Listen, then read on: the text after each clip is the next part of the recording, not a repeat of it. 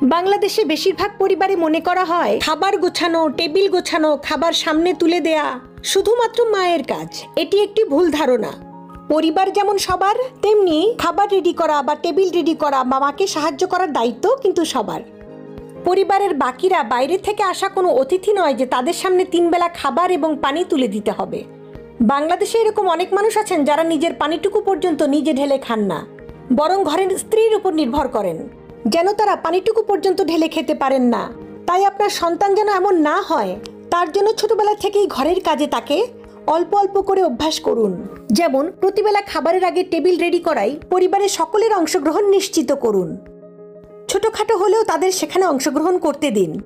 যেমন কেউ পানির জগ ধরবে, কেউ পানির বোতল নিয়ে আসবে, কেউ খাবারের প্লেটগুলো নিয়ে আসবে, কেউ বা তরকারিটা নিয়ে আসবে।